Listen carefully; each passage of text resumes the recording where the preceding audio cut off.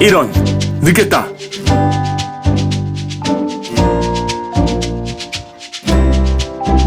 안녕하세요.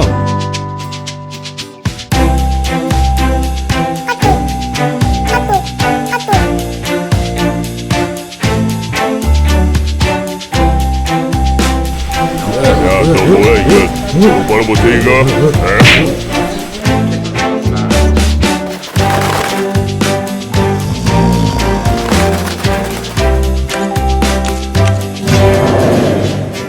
뭐야, 이건 예배가 아니잖아!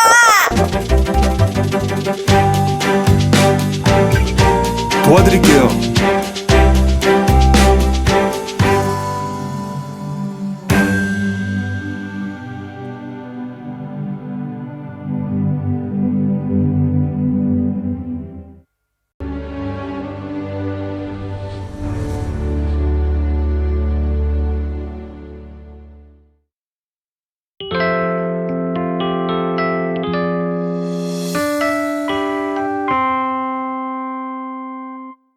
세상은 은밀하게 죄를 범합니다. 모든 것이 다 은밀하게 이루어지는 것 같아요. 그러나 하나님은 모든 것을 드러내십니다. 우리가 하나님을 믿고 신앙생활하는 것 중에 많은 부분이 뭐가 연결이 되느냐면요, 하나님의 기쁘신 뜻을 즐겁게 순종해서 실천하는 삶이 뒤따라야 돼요. 물론 우리가 행위로 구원받는 건 아니죠. 그러나 우리가 신앙생활하는데 하나님 앞에 선행을 할 줄 모른다고 하면 그 사람의 신앙은 죽은 것이나 마찬가지다. 구약 성경을 함축적으로 말할 때 율법과 선지자라고 말합니다. 율법은 모세 오경을 말하고 나머지 성경을 그냥 선지자들의 기록으로 보고 있습니다. 율법은 엄격한 하나님의 법적 규정입니다. 선지자는 우리에게 회개를 촉구하며 바르게 살라고 하나님께서 그 시대를 향한 외침입니다. 그런 차원으로 본다면 우리가 로마서를 통해서 율법의 기능이 뭐냐?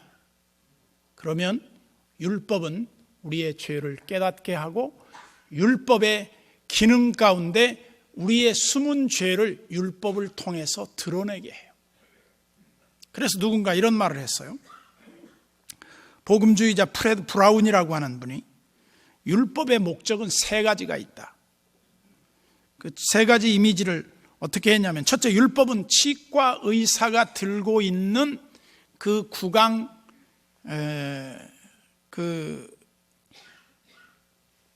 이를 이렇게 거꾸로 이렇게 비춰보는 거울과 같은 것이다.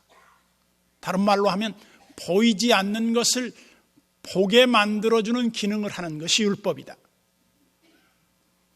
또 다른 한 가지는 율법은 비상시에 켜는 회중 전등과 같은 것이다. 후레쉬와 같은 거라는 거예요.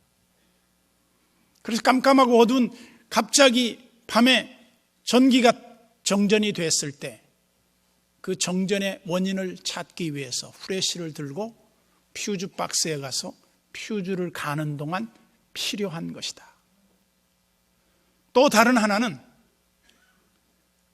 높은 건축물을 세워갈 때 그 건축물을 바르게 세우기 위해서 다림줄을 가지고 있습니다. 이 직선이죠, 직선. 바르게 건축을 쌓아 올라가는지의 여부는 우리의 시각으로는 보이지 않습니다. 왜냐하면 착시 때문에 그래요.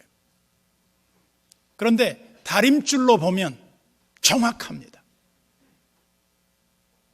이 건물이 삐뚤어졌는지 바른지에 대한 것을 알 수 있는 것처럼 율법은 우리 속에 숨은 죄를 샅샅이 드러내게 하여, 또 율법은 우리의 꺼져 있는 그 양심의 블랙박스를 켜게 해줘요.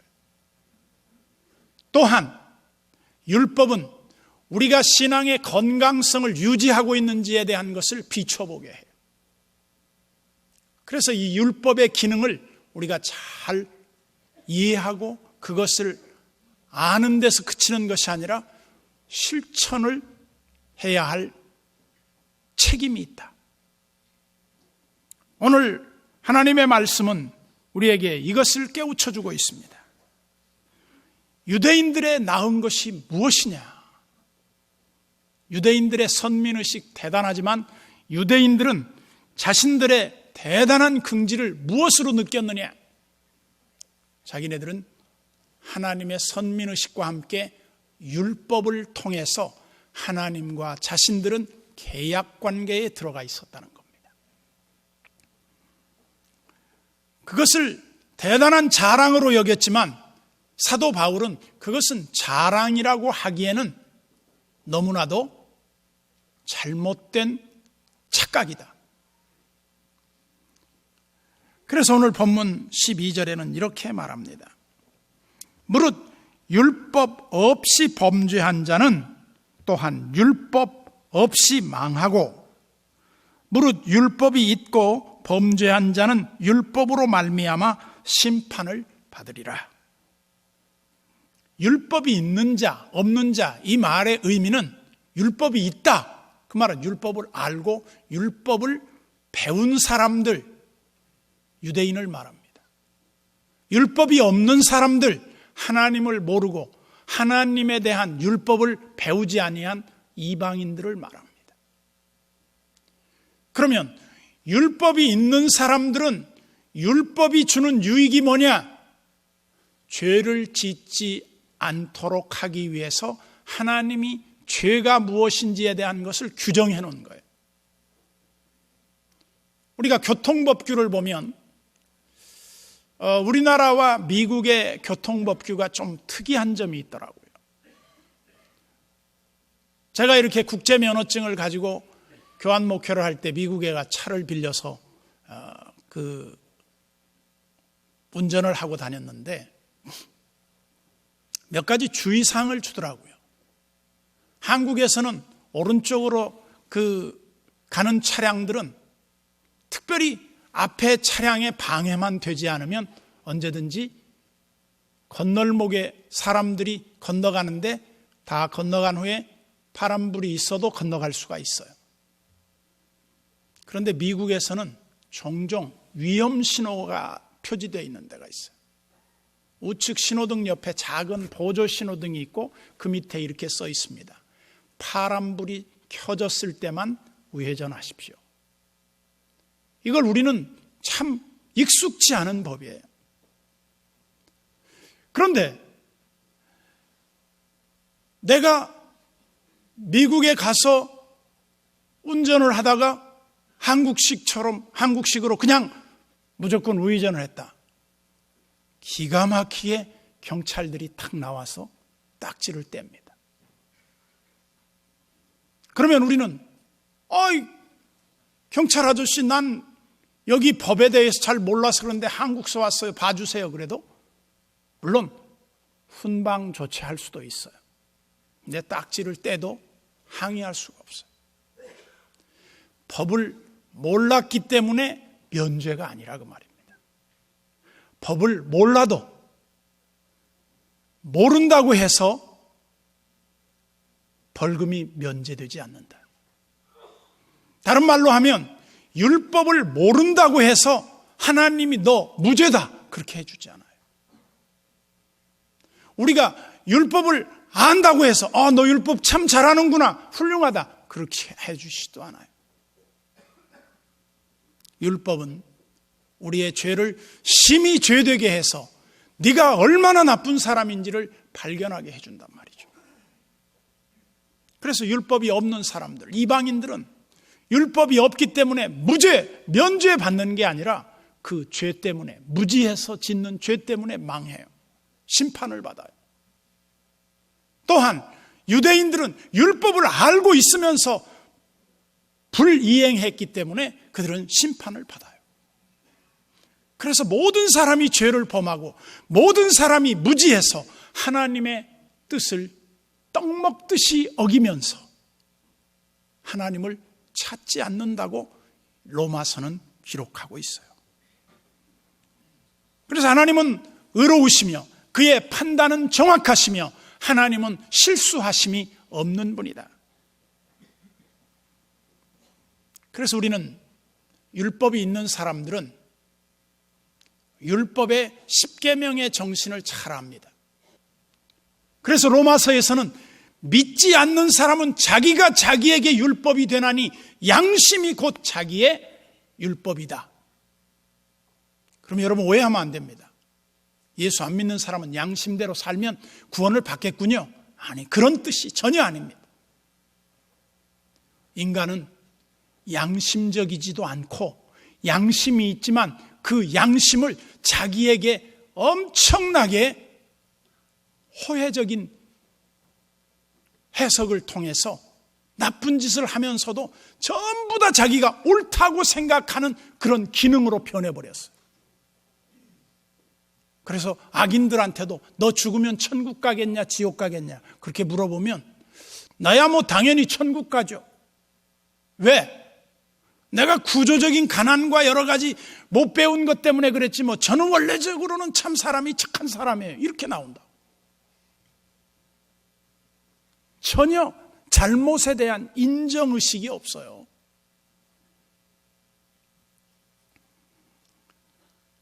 자기 사랑의 극치를 달리고 있는 이 시대적인 이 비극, 이것은 결코 우리 스스로 해결할 수 없는 문제입니다.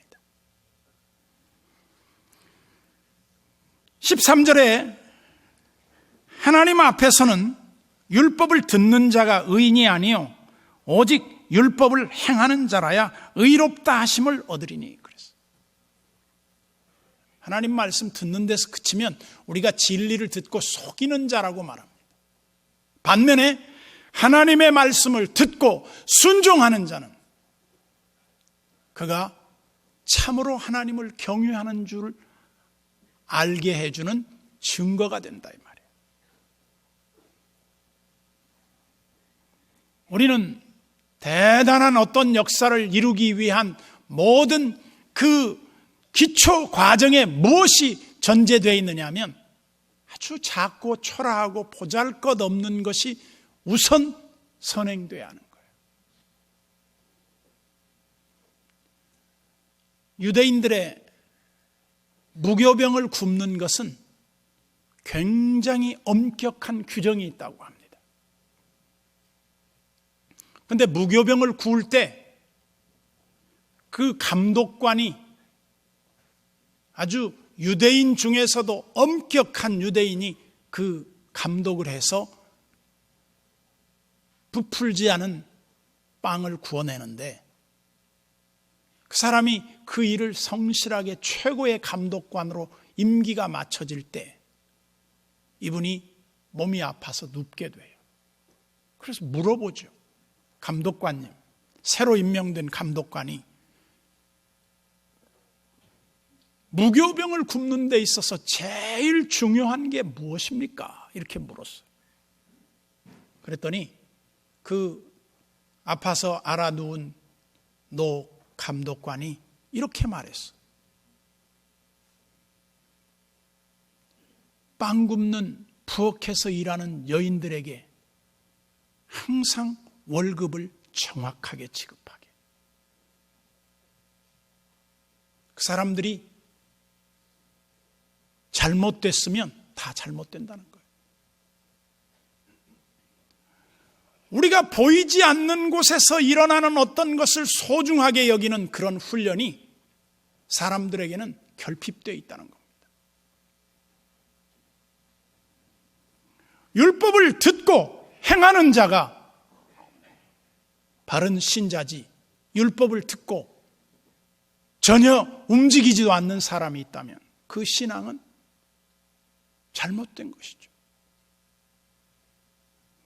저는 저의 삶의 원칙 가운데 하나가 남에게 피해를 안 줄 뿐만 아니라 남에게 혹시라도 이렇게 모질게 굴지 않는 것을 저는 철저하게 원칙으로 삼았어요. 그게 아주 거의 제 몸에 배어 있어요. 그런데 그럼에도 불구하고 저한테 피해의식이 있거나 불편한 사람이 있을 수 있겠죠. 그건 내가 알지 못하죠. 그러나 저와 긴밀한 관계를 갖고 있는 사람들한테 제가 무례하거나 그 사람들에게 억울하게 그렇게 행동하려고 하지 않습니다. 물론 모든 사람에게도 마찬가지지만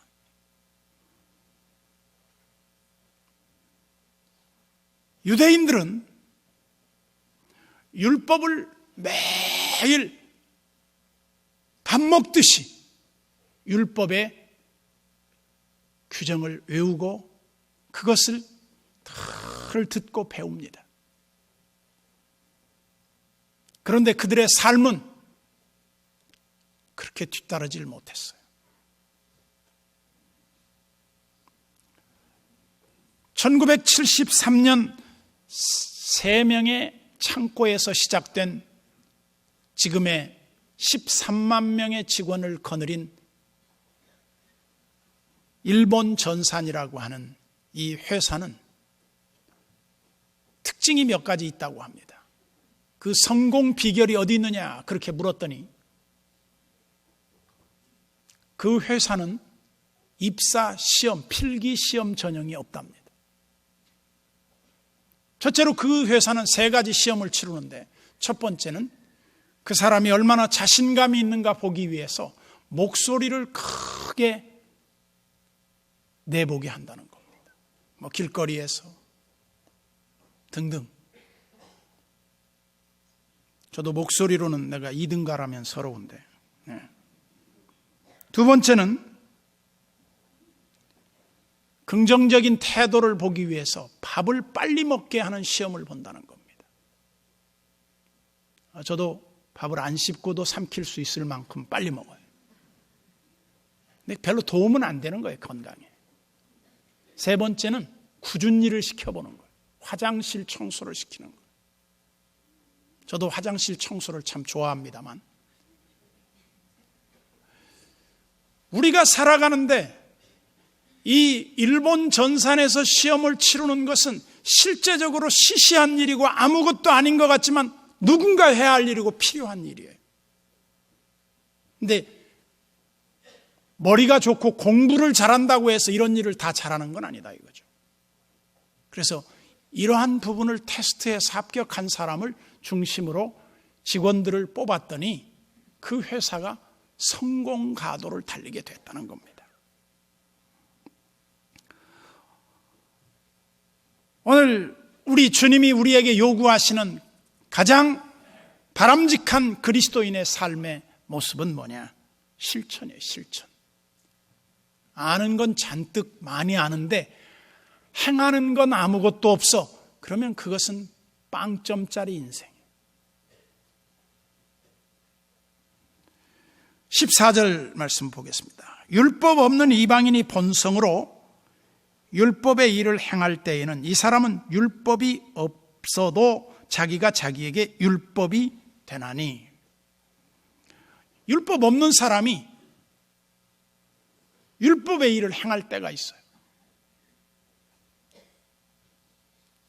뉴질랜드 마오리족에게 가서 선교를 하던 선교사님이 파푸아 누기니 중에 뉴기니에 가서 선교를 하시던 선교사님이 이 성경 번역 선교사였는데 그 나라 말로 죄라는 말이 뭘까를 알기 위해서 원주민들에게 물었습니다.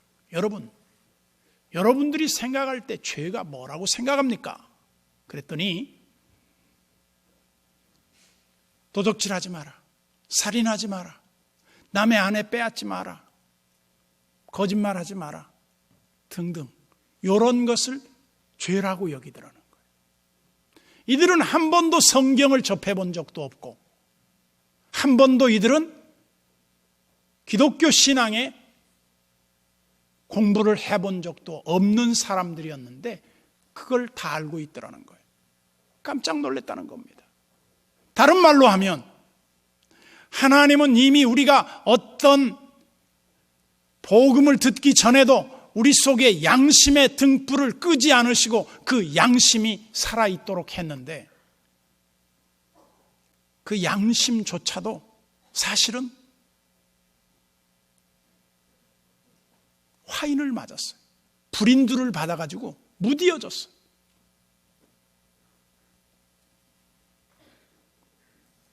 우리가 셰익스피어의 4대 비극 중에 맥베드라고 하는 그 작품에서 보면, 맥베드라는 사람은 사실 왕이 될 수 있는 그런 사람은 아니었습니다. 그런데 한 예언자의 말에 속아서 그 왕을 독살하고 자기가 왕이 됩니다. 그런데 늘 괴로운 겁니다. 자기 행위에 대한 하나님의 무서운 심판이 두려웠던 거죠. 그래서 이 사람이 아라비아의 향수로 늘 손을 씻어요. 그건 죄를 씻는다는 표현이죠. 그런데 깨끗해지지 않아요. 그래서 결국은 괴로워하다가 의사에게 찾아가서 내 병 좀 고쳐주라. 의사가 당신의 병은 당신 스스로 고치지 않으면 고칠 수 없는 병입니다. 결국은 그는 그 양심의 괴로움 때문에 견디지 못하고 비극적인 결말을 맞게 됩니다. 우리가 양심적이라는 말에 어떤 의미가 숨겨져 있는가 하면, 하나님이 기뻐하시지 않는 일을 행할 때 인간은 행복하지 못해요. 하나님이 금하시는 일을 행하고 죄를 범할 때 인간은 결코 기뻐할 수 없어요. 나쁜 짓을 하고 난 너무 행복해, 그렇게 돼 있지를 않아요. 그래서 15절 6절을 같이 보겠습니다. 이런 이들은 그 양심이 증거가 되어 그 생각들이 서로 혹은 고발하며 혹은 변명하며 그 마음에 새긴 율법의 행위를 나타내느니라. 양심. 그리고 16절입니다. 곧 나의 복음에 이른 바와 같이 하나님이 예수 그리스도로 말미암아 사람들의 은밀한 것을 심판하시는 그날이니라. 결국 하나님이 심판할 때가 있다는 겁니다. 그때가 언제입니까? 주님 앞에 섰을 때. 사람들은 양심적이라고 하는 말을 좋아합니다. 근데 그 양심도 선한 양심이 있는가 하면 화인 맞은 양심이 있다는 거예요. 그래서 자기가 자기에게 기준이 돼요. 그런 양심으로는 하나님을 섬긴다고 하는 것이 불가능하죠.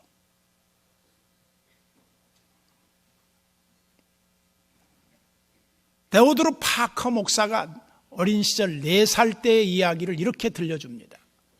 그가 4살 때에 농장에 가서 아마 처음으로 거북이를 봤던 것 같습니다.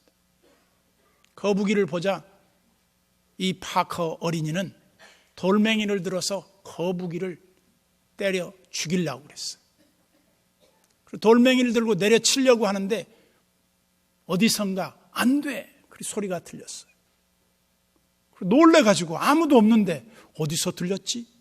그러고 이 아이가 돌멩이를 던져두고 막 울면서 엄마한테 달려갔어요.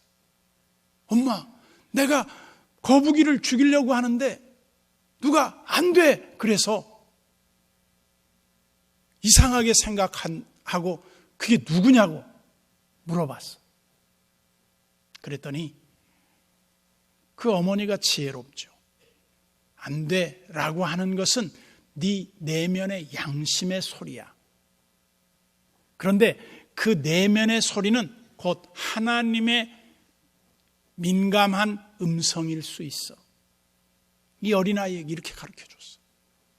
네가 그 소리를 계속 무시하고 살아가면 너는 어두움 가운데 행하게 돼.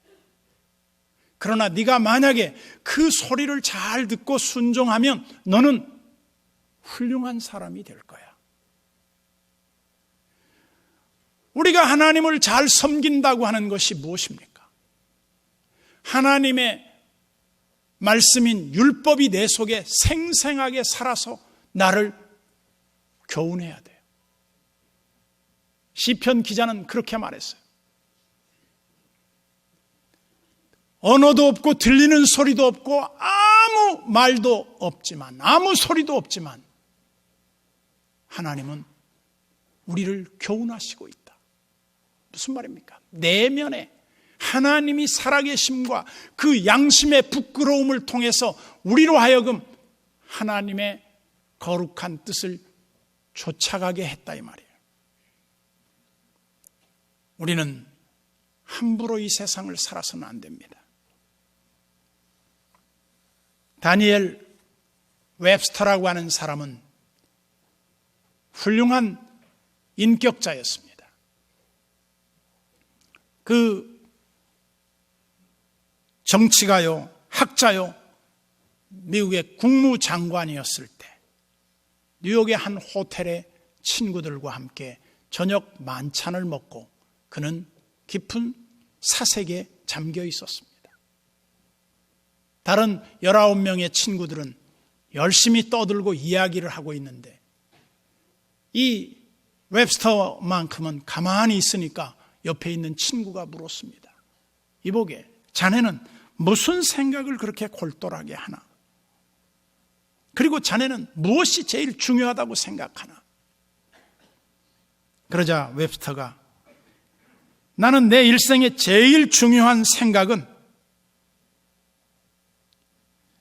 지금 내가 하는 모든 말과 생각이 주님 앞에 다 심판을 받게 된다는 사실일세. 그것을 지금 기억하며 내가 생각하고 있네.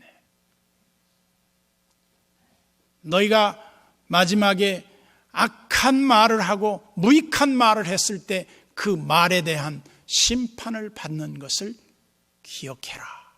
주님이 우리에게 그렇게 말했어요. 그런데 말은 말에서 나오는 게 아니라 우리 내면의 인격에서 나오는 거예요. 그래서 인격 훈련을 잘하고 하나님의 뜻을 즐겨 순종하려고 하는 이 의식을 키워나가지 않고서는 하나님의 기쁘신 뜻을 이루기에는 우리는 역부족일 것입니다.